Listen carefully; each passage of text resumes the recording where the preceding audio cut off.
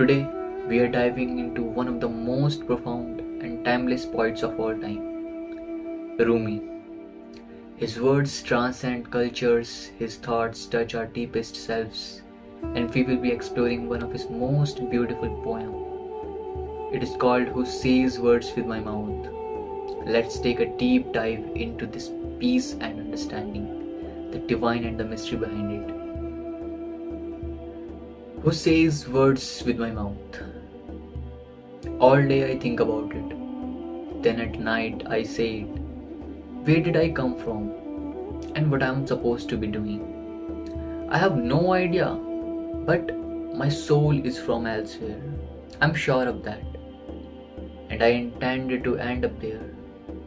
This drunkenness begin in some other tavern. When I get back around to the place, I'll be completely sober. Meanwhile, I'm like a bird from another continent. Sitting in this aviary, the day is coming when I fly off. But who is it? Now in my ears, who hears my voice, who says words with my mouth, who looks out with my eyes? What is the soul? I can't stop asking. If I could taste one sip of an answer, I could break out of this prison from drunks. I did not come here of my own accord, and I can't leave that way. Whoever brought me here will have to take me home. This poetry, I never know what I'm going to say. I don't plan it. When I'm outside the saying of it, I get very quiet and rarely speak at all. Let's break this down. Rumi starts by asking who says words with my mouth. It's as if he's asking question who or what is truly behind the words he speaks. Is it him? Or is there a divine presence guiding his speech, something beyond his own understandings? This is the first hint of the divine mystery that runs his poetry. It's an existential question that many of us have asked at some point. Are we truly in control of our actions, or is there any higher power at play? Then Rumi says, all day I think about it, then at night I say it. This basically shows the constant inner dialogue that we all experience, especially during moments of quiet reflections. Our mind are constantly searching for meaning or a purpose even while we sleep. Then in the stillness of the night, those thoughts manifest as words. In the next line, Rumi asks where did I come from and what I am supposed to be doing. Basically, he is pondering his own existence, the very reason for his being. This is a universal question we all face. It is the search for meaning that drives so much of human existence. Rumi answers, however, is profound. My soul is from elsewhere, and I am sure of that, and intended to end up there. He believes that his soul comes from a different place that is beyond the physical world, and its ultimate destination is a return to the divine source. Rumi then uses the metaphor of drunkenness to explain his spiritual journey. This drunkenness basically begins in some other tavern. The tavern here symbolizes a place of spiritual intoxication where the soul first encountered the divine. It's not the earthly pleasures he's referring to, but the ecstasy of divine. He then says, when I get back around to that place, I'll be completely sober.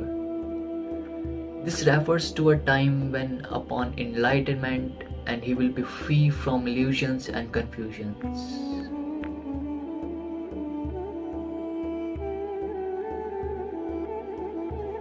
Next, Rumi reflects on the souls of confinement in the physical body. And meanwhile, I am like a bird from another continent sitting in this aviary. He compares the soul to be a bird longing for freedom but currently trapped in the aviary. the body is just a temporary home for the soul. But Rumi believes that one day the soul will break free. The day is coming when I fly off. It's a beautiful metaphor for a spiritual liberation. As the poem continues, Rumi keeps asking, who says words with my mouth? Who looks out with my eyes? These lines shows his continuous search for true essence of the self. He is not asking about his words, but also about his vision, who is truly observing the world through his eyes.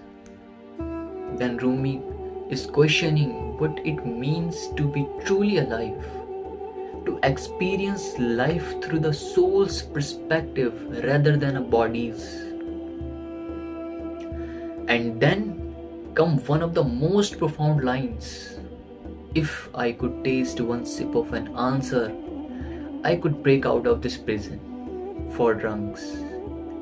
Here Rumi is expressing the longing for divine knowledge, something so powerful that is would liberate him from all the confusion and illusions of this world, and a single taste of the truth, and he could break free from the prison of earthly existence.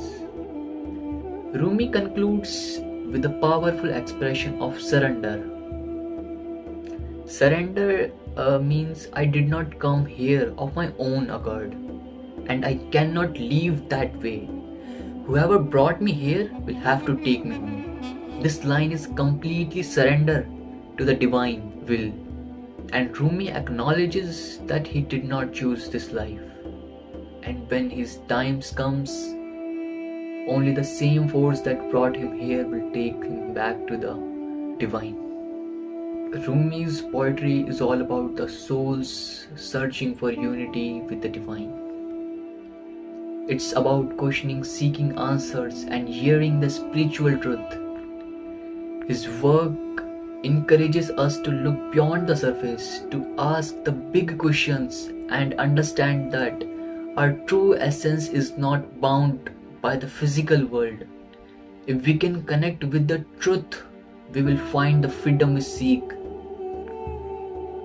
Now, in the end of the video, thank you for joining me in this journey through Rumi's words. I hope this video gave you some insight into the profound depth of his poetry.